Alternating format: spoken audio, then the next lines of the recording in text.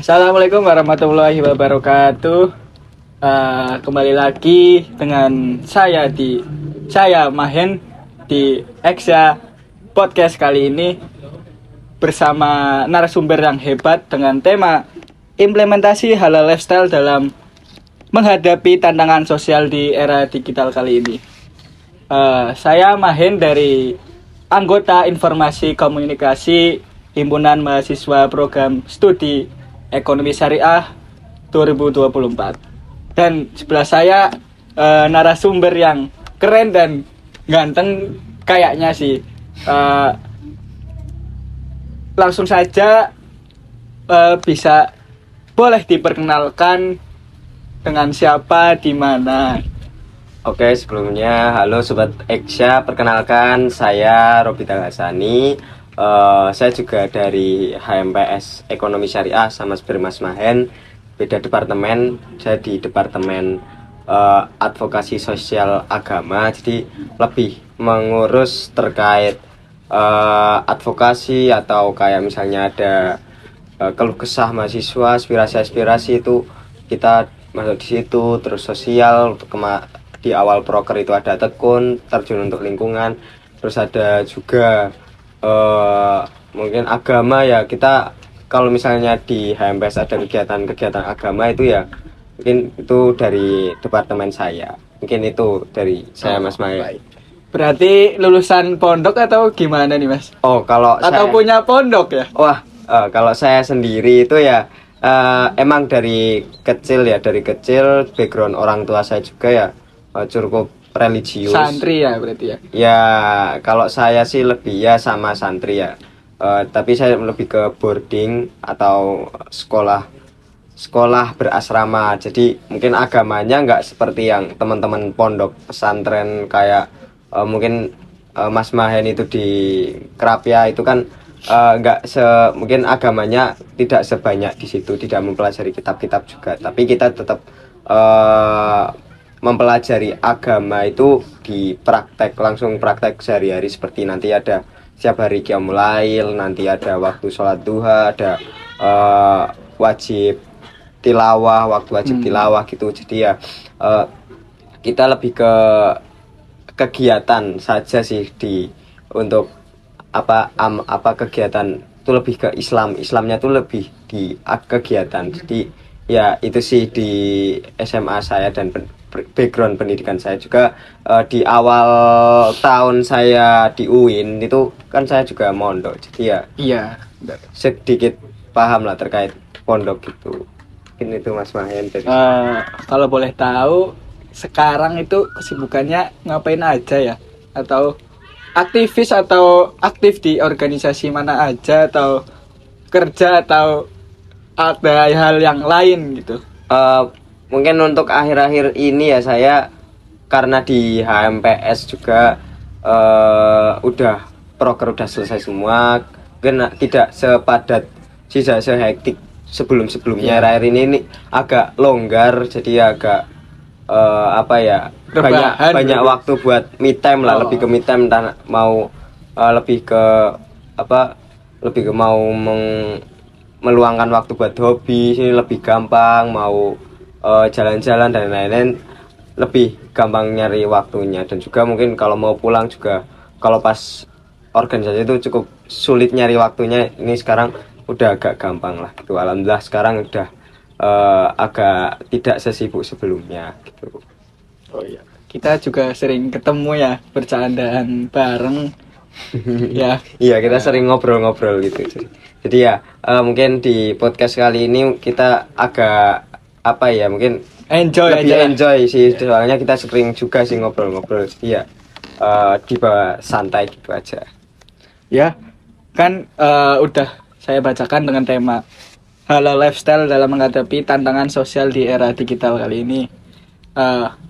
Kita kan sebagai mahasiswa UIN ya, Mas Rufit, itu tuh bagaimana mencerminkan kehidupan yang Islami atau lebih dikenal dalam bahasa Gen Z itu halal lifestyle.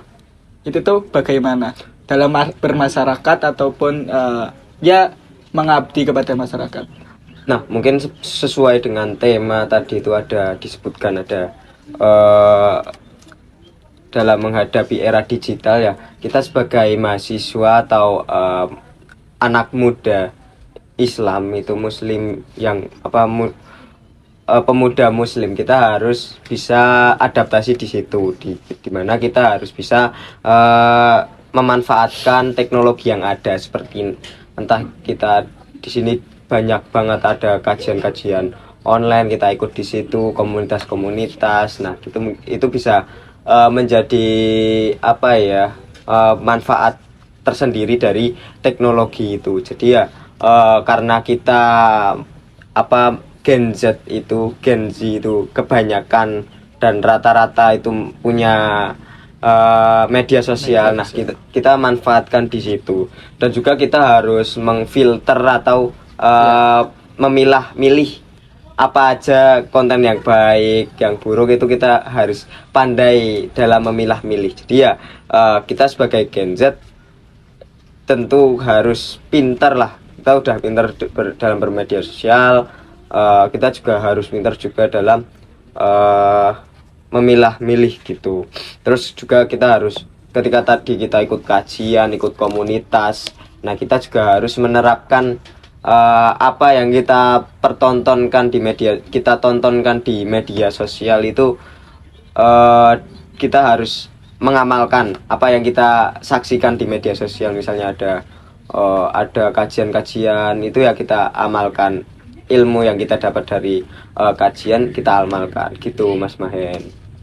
Saya juga ingin menanya ya, bagaimana respon atau menanggapi yang kita, walaupun kita agama Islam juga, kita juga seringkali sama-sama saling menjatuhkan ya, kayak saling memojokkan. Itu bagaimana sih tanggapannya Mas Robit? Nah, mungkin itu apa ya, itu tuh salah satu hal yang sangat salah ya. Apalagi kita sama-sama saudara, saudara seiman, kita harusnya bukan saling menjatuhkan. Kita ketika ada yang salah ya kita lebih ke mengingatkan ya, entah kan saat ini kan juga di Islam nggak cuman ada satu aliran, kan ada yang menyebutkan ada 70, banyak lah ini, 70-an aliran gitu ya. Nah ya di situ kita berusaha menjadi ya, mencarilah yang menurut kita benar itu mana, berdasarkan sumber-sumber gitu. Jadi ya kita nggak cuman itu salah benar tapi kita nggak ada landasan kan, juga percuma. Jadi ya kita cuma harus mengingatkan dengan cara yang baik dan benar gitu.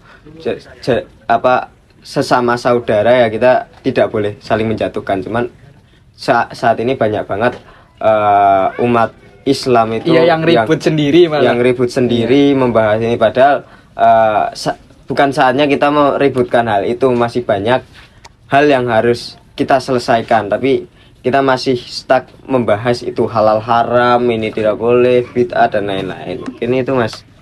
Iya sih. Baik, lanjut pertanyaannya, kita kan sebagai mahasiswa ya, itu gimana sih kita menjaganya keamanan dan nilai-nilai Islam di tengah arus informasi dan budaya digital kali ini? Itu kan kayak ada lagu yang terbawa arus loh. Itu bagaimana kita jangan mudah terbawa arus atau kita menanggapinya gitu loh. Ya itu seperti yang tadi di awal saya bilang, kita harus pandai dalam memilah dan memilih apa yang benar, apa yang salah gitu. Dan juga ya kita ketika kita tidak bisa tidak ada orang yang menguatkan, ya kita berusaha menguatkan diri kita sendiri. Ketika ada orang lain yang sekiranya tidak kuat, ya kita bantu untuk menguatkan orang tersebut. Jadi ya situ ketika kita tidak kuat ya kita otomatis akan terbawa arus. Tapi kalau kita kuat, insya Allah kita bisa lah, mau arus sebesar apapun kita tidak akan, imannya kuat ya. Iya, tidak akan terbawa. Itu sih Mas. Dan juga gimana jika teman seperjuangan atau teman sebaya kita itu mempengaruhi gaya hidup, terutama dalam konteks makanan atau minuman yang halal, atau berpakaian, atau hiburan hal kan Gen Z sekarang itu banyak yang kayak party dalam bahasa kasarnya gitu loh.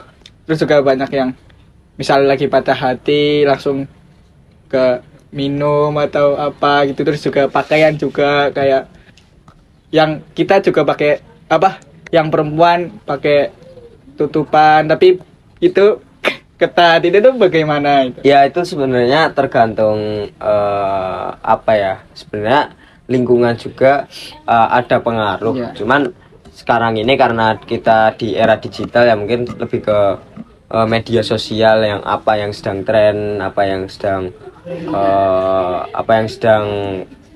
sedang banyak disukai orang itu kan FOMO ya. Iya kita Bahasa jadi ini. FOMO, pengen ikut-ikutan biar keren dan Gengsi. lain, biar kita mungkin biar kita dianggap kita ada, kelihatan ada. Nah mungkin ya di situ kita jangan sampai kita mengorbankan sesuatu yang harusnya kita jaga gitu. Jadi ya jangan sampai kita apa ya misalnya memperlihatkan aurat kita atau apa Iya. gitu supaya terlihat keren. Jangan sampai seperti itu. Kan udah ada apa ya larangannya untuk kita untuk menjaga diri kita sendiri seperti itu. Dari lingkungan juga sebenarnya berpengaruh ketika pergaulan kita banyak yang minum-minum dan lain-lain, yaitu kita harus pintar dalam memilih pergaulan ketika kita tidak kuat. Tapi ketika kita kuat ya kita mau teman banyak yang minum tapi kita ya udah kita udah mengingatkan teman-teman kita nggak bisa, ya udah kita menguatkan diri kita sendiri gitu. Kalau saya sih seperti itu gitu. Dan juga itu kan balik lagi ke gengsi ya. Gimana kita ngelawan hal tersebut itu kan sangat sulit gitu loh. Ya kita harus menurunkan gengsi kita lah, maksudnya Ego, ya. jangan dikit-dikit gengsi. Iya. Dari saya pun emang dari kecil emang alhamdulillah orang tua saya mengajarkan bahwasanya jangan gengsi lah. Menuruti. Iya, jangan terlalu menuruti apa yang kita mau. Memanjakan Kan gengsi. apa yang menurut kita baik belum tentu itu Ya. menurut orang lain itu baik. Ya menurut apa yang kita pengenin belum tentu menurut Allah baik. Oh, sangat masuk ke sangat deep banget ya. Iya. Nah, langsung aja pertanyaan berikut ya. Peran keluarga apa dalam Mas Robit itu yang menanamkan nilai-nilai Islami pada media digital sekarang? Mungkin kalau orang tua saya ya, mungkin kan tadi sudah di awal itu background saya emang keluarga yang cukup religius. Iya. Nah, itu orang tua saya juga cukup religius ya. Dimana waktu kecil ya jelas saya cukup ditanamkan jiwa-jiwa Islamnya itu ya cukup dalam lah. Ya mungkin entah dalam keseharian, entah dalam sholat itu mungkin sangat ditekankan oleh orang tua. Saya ngaji, menjalankan sunnah-sunnah ngaji itu saya sangat ada pengaruh di situ.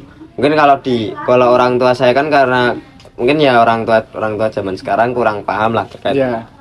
media sosial Media. digital. Ya mungkin orang tua saya cukup kayak mengingatkan setiap misalnya saya lagi komunikasi dengan orang tua di sini atau misalnya saya pulang itu orang tua saya mengingatkan untuk apa ya menjaga baik-baik diri saya sendiri, entah dari pengaruh baik ataupun pengaruh buruk seperti itu. Jadi ya orang tua saya cukup ada peran dalam menumbuhkan jiwa, menumbuhkan pengetahuan Islami saya entah dari kebiasaan ataupun Iya. mengajarkan. Mungkin itu sih orang tua saya.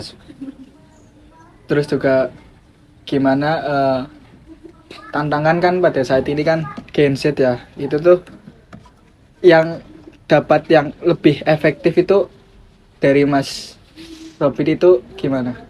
Oh mungkin tantangan dari Gen Z itu sendiri tadi itu kan ada ya lebih ke diri kita sendiri sebenarnya. Balik kepada diri kita sendiri. Menurut saya seperti itu. Soalnya sekarang ketika tidak punya teman tapi teman-teman semua memiliki media sosial, itu sudah menjadi pengaruh. Ada pengaruh tersendiri di situ. Media sosial bisa menjadi pengaruh tersendiri di situ. Dan juga ya saya di sini juga kita harus memanfaatkan loh. Ketika ada peluang-peluang gitu, kita harus manfaatkan dengan baik. Contoh ada beasiswa. Beasiswa itu kita harus memanfaatkan media sosial itu untuk beasiswa. Alhamdulillah juga kemarin itu saya lolos BSI ya Mas. Iya, alhamdulillah. Ya, alhamdulillah itu saya lolos BSI scholarship di situ karena ya saya cukup ngikuti apa perkembangannya di sana, ada apa saja, dan juga itu mungkin kesempatan di pengalaman. Iya, kesempatan saya itu cuma sekali di situ ya. Teman-teman semua yang daftar itu kesempatannya cuma di semester 3, jadi nggak bisa daftar. Soalnya BSI itu sampai 3 tahun ke depan. Dan itu karena saya memanfaatkan teknologi dengan baik gitu. Dimana saya mempersiapkan ujian-ujiannya, terus juga kita cari tahu beasiswanya nanti dapat apa aja. Ada magang juga, magang diprioritaskan, itu kan mungkin salah satu peluang yang mungkin pengen saya ambil di situ. Dan itu juga karena saya nyari-nyari lihat-lihat di media sosial, dan mungkin cari-cari di searching di website lah. Itu jadi mungkin salah satu contoh lah gimana saya dalam memanfaatkan media sosial gitu. Jadi ya kita nggak cuman kita harus menguatkan diri, tapi kita juga harus mengambil peluang di situ, dimana supaya kita bisa tidak cuman bisa menjaga, tapi kita bisa menjadi lebih lah dari sebelumnya. Ini itu dari saya. Dan juga biar bisa untuk mencerminkan orang lain ya. Iya. Itu juga poin utama juga sih, yang jangan buat kita sendiri aja, tetapi juga bisa mencerminkan orang lain ya. Ya, mungkin kan ada yang ada hadis yang bilang sebaik-baiknya manusia yang bermanfaat untuk orang lain. Nah, itu mungkin bisa menjadi salah satu pegangan untuk kita, dimana kita harus bisa bermanfaat untuk orang lain. Kita berusaha menjadi contoh yang baik, kita memperlihatkan hal yang baik pada orang lain, supaya apa yang mereka tonton itu tidak sia-sia, waktu yang mereka gunakan untuk nonton itu tidak sia-sia, karena saat ini banyak sekali waktu kita terbuang gara-gara untuk scroll nggak terasa udah 5 jam 3 jam, itu kan sebenarnya kita menyia-nyiakan waktu. Nah, di situ kita harus memanfaatkan media sosial supaya kita bisa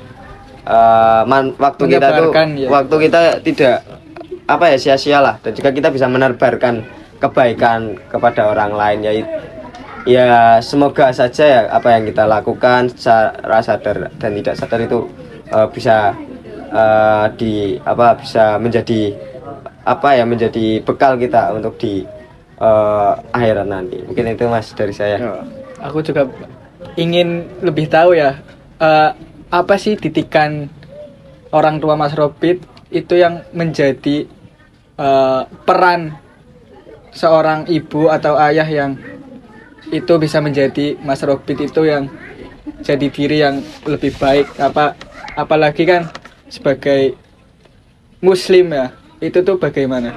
Nah, mungkin didikannya dulu keras atau gimana? Ya dulu jujur orang tua saya itu cukup keras dalam mendidik saya dalam beragama, itu cukup keras, sangat keras sekali pas kecil. Tapi semakin besar orang tua saya tahu kalau saya udah gede, bahkan awal-awal saya dibebaskan untuk bermain, untuk main sama temen itu, orang tua saya membebaskan, saya malah ngerasa udah nggak sayang sama saya lagi. Saya ngerasa kayak udah nggak sayang sama lagi. Tapi semakin kesini semakin tahu banyak orang tua saya itu percaya kalau misalnya saya udah gede, saya bisa menghadapi dan juga bisa memilih apa yang baik, mana yang buruk. Jadi ya semakin kesini ya saya semakin sadar dan mungkin berusaha untuk menjadi pribadi yang lebih baik ke depannya gitu. Jadi ya saya kalau misalnya ditanya orang saya punya pengaruh apa ya, jelas sangat besar ketika mungkin nanti ketika ada apa suruh ini mungkin saya lebih mungkin kita lihat dulu lah, kita prioritaskan orang tua dulu ketika itu urgent karena orang tua itu memiliki peran yang besar dalam hidup gitu kan. Iya gitu Ya itu sangat-sangat penting ya, atau sangat-sangat walaupun itu kayak tidak terlihat ya, iya tapi kita itu dapat merasakan. iya ya. Walaupun mungkin kelihatannya sepele cuman ya. yang nggak apa-apa, yang penting Dari kamu bisa jaga-jaga ya. diri, cuman itu suatu kata yang apa ya, yang membuat saya kayak bermakna. Ini orang tua saya udah bebasin apa karena udah pasrah dengan tingkah laku saya, tapi semakin kesini tahu kalau misalnya orang tua saya itu ternyata percaya kalau misalnya saya bisa menghadapi itu semua. Membiarkan. Iya, membiarkan bukan berarti melepaskan. Tidak sayang, tapi ya itu mungkin salah satu trait orang tua saya ke anak-anaknya gitu. Terus media massa dan media sosial itu dapat digunakan untuk menjadi alat advokasi, mempromosikan gaya hidup yang halal dan semacamnya, seperti tadi yang makanan atau minuman atau gaya hidup atau Gen Z kan itu banyak kali hedonisme, sikap hedonisme itu. Bagaimana tanggapan dari Mas Robit? Ya mungkin tadi Bang pertama itu terkait advokasi ya, kita media sosial itu sangat bisa banget buat menjadi mempengaruhi. Iya, menjadi media apalagi media sosial itu bisa banget buat alat kita sebagai alat advokasi ya. Seperti akhir-akhir ini kan mungkin lagi gencar-gencarnya pro Palestina. Nah itu mungkin salah satu contoh lah di mana kita bisa mengadvokasikan, menyuarakan kebaikan, tentang kemanusiaan, dan juga di situ juga kita bisa menyuarakan apa untuk tidak diskriminasi, untuk media sosial sekarang bisa banget dimanfaatkan untuk hal-hal seperti itu, advokasi. Dan juga kita harus menarasikan hal-hal kebaikan seperti misalnya akhir-akhir ini yang lagi rame itu itu toko, ini nggak disponsor ya, ini toko Cavani itu ya. Oh iya, itu kan yang lagi live itu ada kata-katanya ingat mati ingat Cavani. Nah itu mungkin salah satu trik juga marketing ya. Iya, itu bisa kita mengambil peluang di situ. Dan nah di situ juga kita harus menyuarakan hal-hal yang baik, misalnya ingat mati kita juga harus ingat mati ya, kita juga harus menyiapkan. Kita harus menyiapkan, kita harus lebih siap. Bukan berarti kita hanya menyiapkan kafan apa-apa, tapi kita juga harus menyiapkan diri kita, bekal apa yang akan kita bawa untuk menghadap Sang Ilahi, menghadap Tuhan lah kita di kehidupan selanjutnya gitu. Kalau itu kan gaya hidup ya. Kalau lebih ke hedonisme itu, nah sekarang itu juga kita juga bisa banget menyuarakan untuk mengurangi hedonisme, karena sekarang banyak sekali apalagi Gen Z ya. Iya, apalagi Gen Z itu menyalahgunakan lebih bukan ya, mungkin menyanyiakan apa yang telah diberikan itu untuk hal yang sia-sia. Contohnya misalnya sekarang tuh yang lagi viral yang sedang rame juga ya, yang udah lama rame juga lah, itu penyalahgunaan KIP itu kan banyak banget yang menyalahgunakan KIP gitu. Nah mungkin itu salah satu hal yang cukup terlihat. Hedonisme juga itu kan banyak anak KIP yang ternyata beasiswa, jangan KIP, beasiswa. Ya enggak KIP, saya lebih KIP. Soalnya beasiswa beda. Kalau beasiswa itu mungkin anak yang punya kelebihan lah. Yang lebih itu bisa masuk beasiswa gitu. Tapi kalau KIP kan terseleksi dan lain-lain itu lebih sulit lah masuknya. Nah itu ternyata ada anak yang orang kaya atau apa dan ternyata mereka hedon. Nah itu kan mungkin menunjukkan bahwasanya banyak sekali masih banyak lah hedonisme di Indonesia, apalagi di sekarang ini kan. Dan juga kita sebagai negara yang cukup konsumtif banget ya, apalagi sekarang ada e-commerce itu kan harganya Dikit-dikit, murah ya. dan itu menjadikan kita kayak pengen beli ini Pancingan beli ini, lah. jadi ya pancingan kita untuk check out ini itu. Nah itu jadi mungkin salah satu penyebab hedonisme gitu. Ya, langsung aja ya, udah cukup juga, udah lama ya. Mungkin saya bacakan kesimpulan yang Mas Robit sampaikan atau dipaparkan ya. Gimana itu individu, keluarga dan masyarakat juga itu sangat-sangat berpengaruh dalam menjaga dan mempromosikan nilai-nilai keimanan serta gaya hidup halal di tengah gempuran modern yang saat ini kita rasakan ya, khususnya itu di media massa atau di era digital yang dipengaruhi oleh arus budaya global atau tekanan-tekanan globalisasi saat ini. Mungkin dari Mas Robit barangkali ada mau disampaikan closing statement untuk khususnya para Gen Z ya. Ya mungkin dari saya ya, mungkin dari tadi apa yang kita bahas itu yang pengen saya sampaikan itu ya, mari kita manfaatkan apa yang udah kita punya, kita lakukan sebaik-baiknya, sebaik yang kita bisa. Ketika itu di luar dari rencana kita ya, kita tetap lakukan sebaik kau bisa. Seperti lagu, saya ngikuti lagu Festivalis itu salah satu band Jogja itu apa ya, berjalan tak seperti rencana adalah hal yang sudah biasa.